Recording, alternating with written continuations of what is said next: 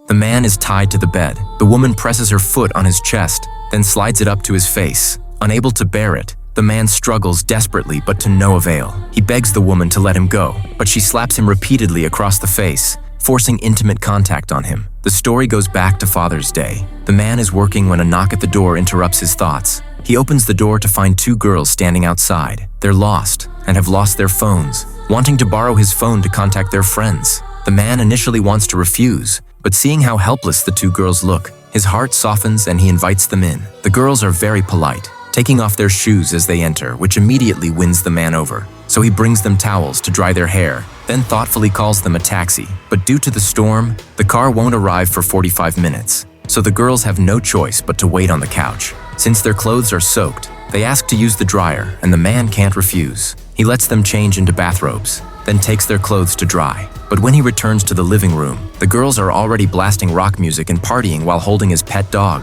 This makes the man uncomfortable, and they sense his mood, starting to make conversation on various topics. When they hear he's home alone, they immediately hug him, saying they want to help him celebrate the holiday. The man feels very awkward, so he gets up and sits in a chair across from them. But the two girls become increasingly forward, pulling his hands to wrap around their waists, and the atmosphere gradually becomes suggestive. Just then, the phone rings. The taxi has arrived. The girl goes to the bathroom to call her friend, and the man gets the dried clothes ready to hand them. But when he walks into the bathroom, he finds both girls in the shower, who invite him to join them. Unable to control himself any longer, the next day the man wakes up to find the bathroom a complete mess. He walks down the hallway, hearing the girls laughing and playing in the kitchen. When he walks in, he finds they've trashed the kitchen, making the man furious, who prepares to kick them out. But not only do they refuse to leave, they also mess up his work. Enraged, the man tries to call the police, but the two girls threaten to accuse him of rape. To protect his reputation, the man offers to pay them off, but the girls aren't having it and turn the music up to maximum volume.